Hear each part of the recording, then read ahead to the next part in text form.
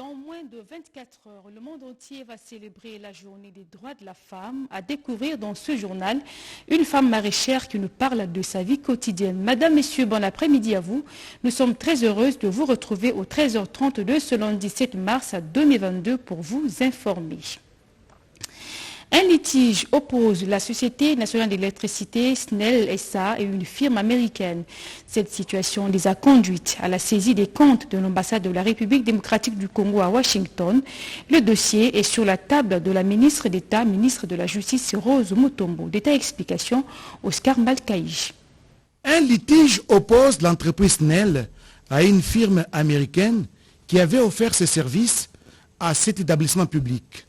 Le problème a été posé à la ministre d'État, ministre de la Justice, Rose Mutombo Kiese. Les représentants de la RDC auprès des Nations Unies, les professeurs Georges Zongola Ntalaja, a entretenu la Mineta sur la créance de la SNEL envers cette société américaine.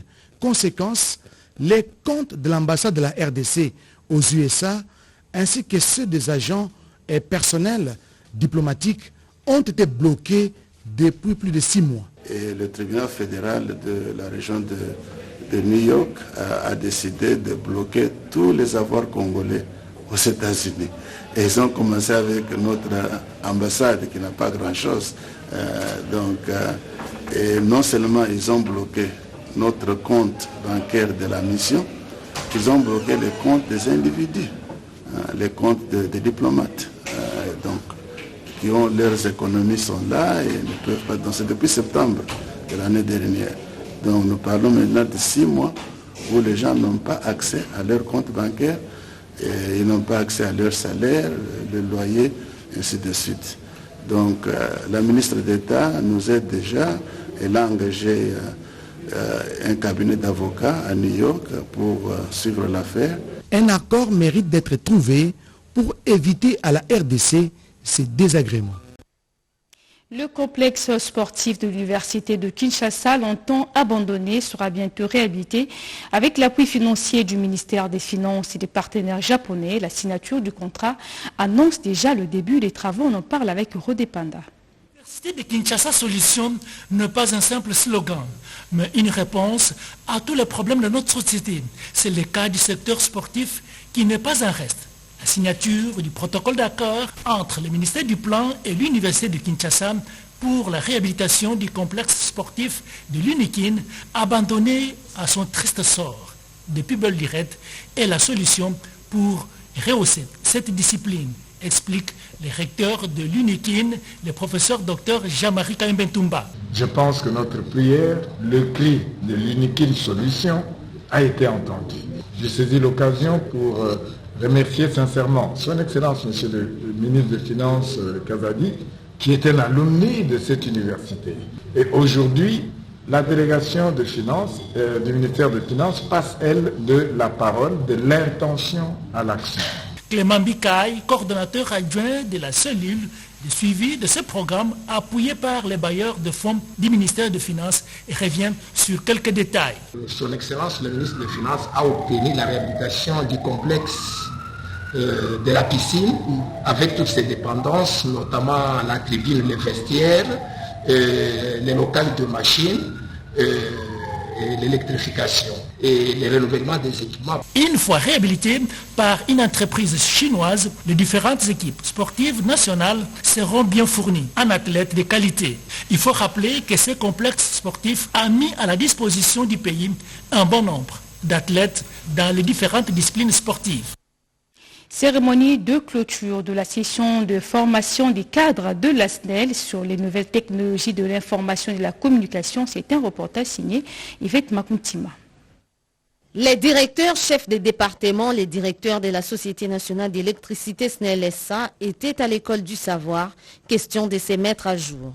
La session a porté sur les nouvelles technologies de l'information et de la communication, l'administration et la gestion axée sur les résultats. Des formations continues pour plus d'efficacité, le choix stratégique et du directeur général des SNEL SA, Jean Bosco Kayombo Kayan, qui a clôturé ses assises. La technologie évolue, la SNEL est une société hautement technique, ce qui fait que nous utilisons des technologies qui évoluent, mais nous devons gérer et les hommes et les équipements. Et ceux qui gèrent les hommes et les équipements à la SNEL, dans un premier temps, ce sont les directeurs.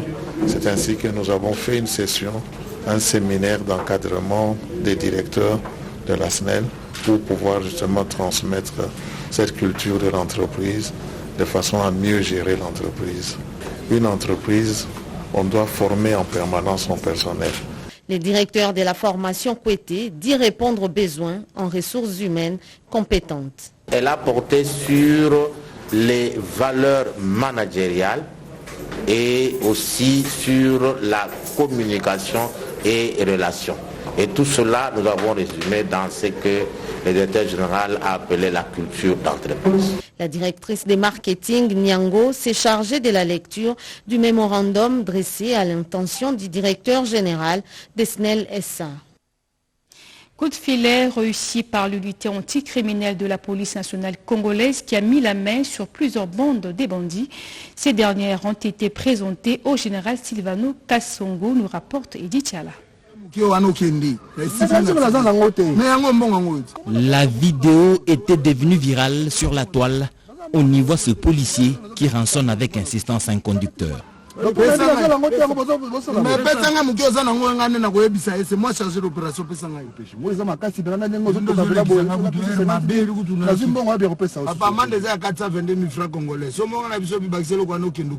Heurté par cette image infâme, le général Silvano Kasongo a immédiatement ordonné la mise aux arrêts de cet individu. À côté de cette brebis galeuse de la police nationale congolaise, il se trouve d'autres, encore anonymes, qui ternissent l'image de ce service public. À cette occasion, d'autres bandits opérant à divers endroits, certains spécialisés dans le braquage des vendeurs de bijoux, avec à leur actif un vol de bijoux d'une valeur avoisinant les 250 000 $ et vol à main armée, ont été également présentés. Un autre, un chef coutumier, qui s'arroge le pouvoir de dompter le pouvoir public, qui à travers les affaires foncières a loti le terrain de l'ex-cimetière de Kasavubu. Et puis un étudiant qui est passé maître dans l'art d'extorquer 50 $ à ses collègues au motif de faire le suivi. C'est une moisson présentée au commandant de la ville-province Kinshasa par la police criminelle. Tous ceux qui sont comme eux peuvent s'attendre, un jour ou un autre, à la visite de cette police de lutte contre la criminalité et stupéfiants qui a reçu mission d'assainir la ville. Célébration demain mardi 8 mars 2022 de la Journée internationale du droit de la femme sous le thème promouvoir l'autonomisation des femmes et des filles ainsi que l'égalité des sexes dans le contexte de lutte contre le changement climatique et réduction des risques des catastrophes. Nos reporters se sont descendus à Kimwenza dans la commune de Mangafula à la rencontre d'une femme maraîchère et nous relate sa vie quotidienne. L'agriculture, facteur de développement. Nous sommes dans les champs, nous sommes ici à Kimwenza. Nous sommes venus à la rencontre des femmes qui abattent un travail très appréciable, les maraîchères qui nourrissent des milliers de foyers à Kinshasa. Rose Kita, 50 ans révolue. Elle vient du Kasaï. Depuis 8 ans, elle tient grâce au travail de la terre.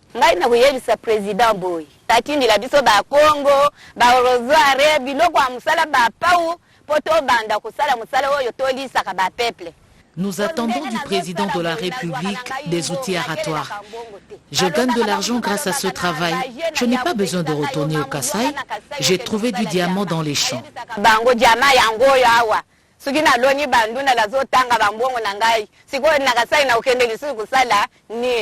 Le témoignage de sa fille vient conforter la détermination de sa maman.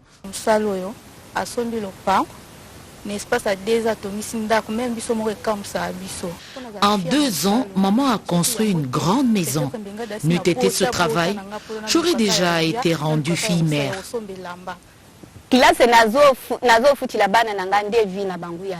Je scolarise mes enfants grâce à ce travail. Ils vont m'aider quand je n'aurai plus de force. Le goût du métier, la femme sait le transmettre. C'est l'histoire de Trifon Mampassi, ancien magasinier des Indiens, converti grâce à son épouse en maraîcher, voilà 25 ans.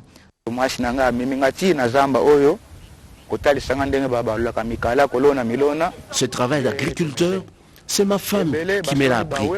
Beaucoup ont gagné leur vie grâce à ce métier.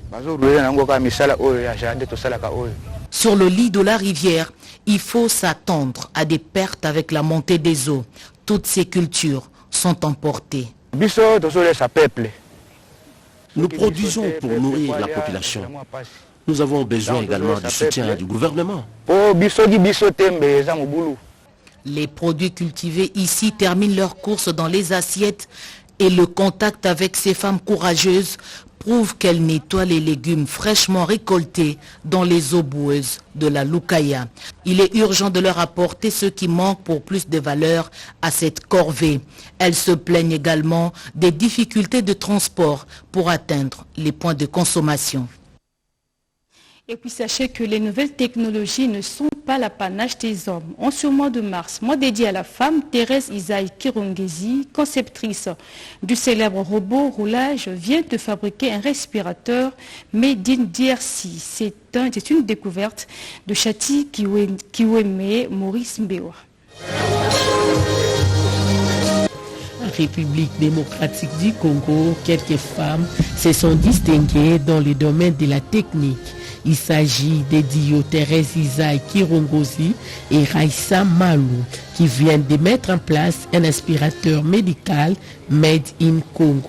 Présenté le vendredi 4 mars 2022, une coïncidence avec la célébration de la journée mondiale de l'ingénierie. Présenté devant un parterre officiel des partenaires, cet aspirateur médical prend en charge les patients dont le poids varie entre 15 à 100 kg. Les respirateurs qui étaient développés à l'époque, tout le monde savait qu'ils n'allaient pas servir à la pandémie.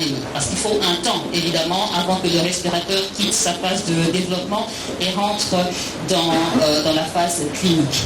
Mais ce qui était important, c'était vraiment cette mobilisation des gens. Et donc 2020, nos deux institutions, Investing in People que je dirige et Women's Technology de Thérèse, se sont surtout concentrées sur développer un prototype qui maîtrisait d'abord cet aspect mécanique du respirateur. Ce sont les médecins qui vont bien nous expliquer, nous faisons des explications techniques. Mais maintenant, le docteur, son rôle est de faire l'humidification de l'oxygène avant qu'on le conduise. Nous avons parlé de la partie intelligence artificielle. Alors, sur cette partie, vous allez voir, nous avons un écran tactile devant nous. Et cet écran-là qui nous permet d'afficher des paramètres qui sont variables. En cette période de Covid-19, le besoin est énorme. Les scientifiques s'expriment. Un anesthésiste sans respirateur, ça a été pour nous un plaisir de voir débarquer dans nos murs les deux belles dames que je salue et que je félicite pour venir nous présenter l'outil le plus principal, l'élément le plus principal de notre métier. La fabrication locale de cette machine, dont les prix varient entre 16 à 20 000 $, sous d'autres cieux, tombe à point nommé car elle va faciliter son acquisition et soulager les patients en détresse respiratoire. Je suis contente de voir que ces jeunes dames ont ramené la science au niveau des communautés pour transformer la vie, pour apporter un plus dans les communautés. Parce que souvent les gens ici ont seulement la théorie. On voit des théories. Les gens bloquent, ils maintiennent des théories dans la tête, mais ils n'arrivent pas à transformer cette intelligence dans la réalité de nos communautés. Mais aujourd'hui, on voit un outil qui aide, qui va aider le secteur médical. Et nous voulons que ça soit multiplié et que ça puisse aller dans toutes les provinces, dans les territoires, dans nos villages, pour que les hôpitaux rendent service. Vous savez, pour soigner un malade de Covid qui a besoin de respirateurs, ça coûte trop cher. Et aujourd'hui, si on peut avoir des respirateurs fabriqués au Congo, ça va diminuer le coût et ça va être à la portée de toute la population. L'ambassadeur du Royaume de Belgique en République démocratique du Congo a encouragé cette initiative et promet le soutien de son pays à cette équipe de femmes ingénieures. Vous le savez, la table ronde de la tripartite s'est clôturée à Mwanda de la province du Congo central et ce, à la satisfaction de la communauté locale de ce territoire, les sociétés pétrolières et le gouvernement. Notre envoyé spécial, Françoise Bouela-Bouaki, nous propose un dossier sur le contour de ces assises. Village qui tombait depuis derrière des maisons. Des machines pompent du pétrole de jour comme de nuit. Depuis 50 ans. Le sol de Mwanda regorge de ressources à perte de vue. À l'intérieur du village, les tanks qui recueillent les hydrocarbures sont visibles derrière les grillages. Ce qui bulle là-bas au centre laisse échapper du gaz. L'odeur du pétrole dans l'atmosphère dégage du parfum du village. L'environnement est pollué. Parfois vous dormez, ce gaz dégage une odeur suffocante sur toute la zone. Des échantillons ont été prélevés sur plusieurs jeunes. Beaucoup ont développé des maladies respiratoires. Nous dormons péniblement, très mal à l'aise ici au village. Nous en avons parlé à tout le monde, mais personne ne nous écoute. Des points d'eau installés à proximité des maisons depuis plusieurs années sont rejetés par la population sous prétexte que l'eau n'est pas potable. L'eau est salée. Nous l'utilisons pour construire nos maisons.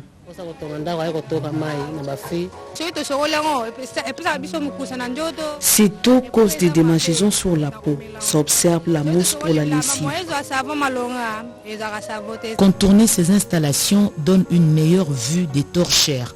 Entourées comme toujours des habitations, les flammes ne s'éteignent pas. L'activité est permanente.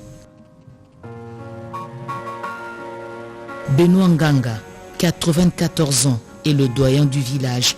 Il est dégoûté. Ici, la terre ne donne plus un bon rendement agricole. Le manioc, les avocatiers en tout cas, tout ne pousse plus.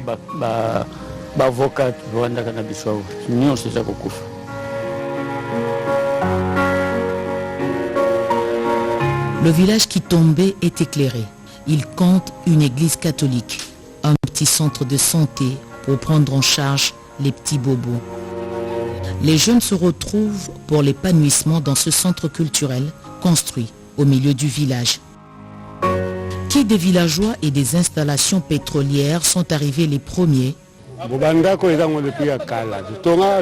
Ces maisons sont construites il y a longtemps. Même cette route traverse des parts d'autres. Les villageois refusent de quitter leurs terres où sont enterrés les esprits des aïeux. D'où l'origine des conflits permanents entre les exploitants pétroliers et les autochtones. La deuxième table ronde tripartite initiée par le ministre des Hydrocarbures, Didier Boudimbu, a donné un cadre de discussion directe entre les parties en conflit pour donner la chance à la paix. La cohabitation pacifique pour le développement durable de la cité côtière riche en pétrole. Sur décision du chef de l'État Félix-Antoine Tshisekedi, 10 millions de dollars américains sont prélevés sur la rétrocession du pétrole, directement affectés au projet de développement de tout le territoire sans discrimination aucune pour éviter les frustrations. Autre volet de l'actualité, le président de la Commission électorale nationale indépendante, Denis Kadima Kazadi, a assisté à la cérémonie d'intronisation du nouvel archevêque de Kinshasa de l'église orthodoxe orientale au Congo ce dimanche 6 mars 2022. C'était dans la cathédrale Saint-Nicolas, située sur le boulevard du 30 juin. Le pape et patriarche d'Alexandrie et de toute l'Afrique, sa béatitude Théodore II, a procédé à l'installation du nouvel archevêque de Kinshasa, Monseigneur Théodose, ce dimanche 6 mars 2022. Plusieurs personnalités politico-administratives et religieuses ont pris part à cette cérémonie, parmi lesquelles le président de la Commission électorale nationale indépendante, Denis Kadima Kazadi, qui a également reçu la bénédiction du pape et patriarche d'Alexandrie, Théodore II. Dans un autre décor, Gérard Bissambou, membre de la plénière de la CENI, a représenté le président de cette institution au culte d'ouverture du Congrès national des jeunes protestants organisé le samedi 5 mars 2022 au centre d'accueil Monseigneur Chaoumba. C'est tout à fait important de noter que l'inclusion signale que les femmes, les jeunes, tout nombreux soient-ils, et même les autres minorités de personnes vivant avec handicap doivent être impliquées dans le processus électoral. Cette présence de M. Gérard Bissambou vient matérialiser la volonté du nouveau leadership de la CENI en matière d'inclusion électorale. Ce congrès veut renforcer les capacités des leaders des jeunes protestants en vue de les permettre de réfléchir et de prendre les décisions capables de contribuer non seulement à l'unité de l'Église, à la cohésion nationale, mais également à leur développement. Le congrès réunit 233 responsables nationaux et provinciaux des jeunes de 95 communautés, membres de l'Église du Christ au Congo venus de toutes les 26 provinces de la République démocratique du Congo. Un mot de politique pour terminer. Le secrétaire général de l'Union pour la démocratie et le progrès social séjourne à Mbuji-Mayi, au Kasaï oriental. Augustin Kabouya a procédé dès son arrivée à l'installation du comité fédéral de l'UDPS Mbuji-Mayi, qui sera désormais chapeauté par Jean-Paul Mboumoui. Reportage. L'aéroport de Mbuji-Mayi était envahi le samedi 5 mars dernier par une marée humaine venue pour accueillir l'envoyé politique de Félix Antoine Tshisekedi. Devant cette foule compacte, le secrétaire général de l'Union pour la démocratie et le progrès social était obligé de faire marche à pied de l'aéroport jusqu'au lieu du rassemblement populaire. Sur place où les combattants et les membres du parti de l'Union sacrée l'attendaient depuis l'avant-midi, Augustin Kabouya a commencé par saluer la mémoire des martyrs de l'UDPS du Kasaï oriental, victimes de l'intolérance politique des régimes passés. Solennellement, le numéro 1 de l'UDPS a procédé à l'intronisation du comité fédéral de l'UDPS dirigé par Jean-Paul Mboumoui. Obligé à faire lumière sur la question des primaires organisées par la centrale électorale permanente de ce parti pour désigner un seul candidat à l'élection du gouverneur du Kasaï oriental. Augustin Kabouya n'avait pas sa langue dans sa poche. Le candidat vainqueur de ces primaires a été voté par ses challengers et non imposé par lui, a-t-il indiqué. En bon meneur de troupes, le gestionnaire au quotidien du parti présidentiel a appelé à l'unité, surtout à travailler pour que la flamme du parti se rallume davantage dans cette province. Ainsi s'achève cette édition. Merci de l'avoir suivi. L'information continue sur la chaîne nationale.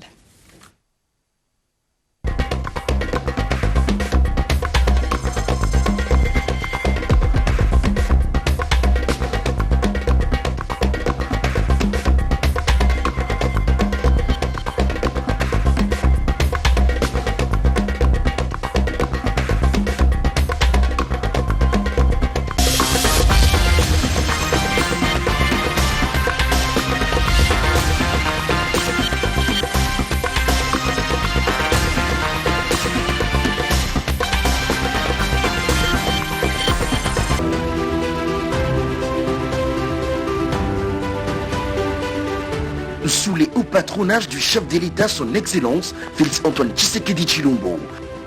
Les ministères du genre, famille et enfants honorent ce 8 mars 2022 la femme rurale respectueuse de l'environnement et nourricière de familles congolaises à l'occasion de la journée internationale de la femme à Mbandaka. Thème national, promouvoir l'autonomisation des femmes et des filles ainsi que l'égalité de sexe dans le contexte de lutte contre les changements climatiques et de réduction des risques de catastrophes. Bienvenue à tous.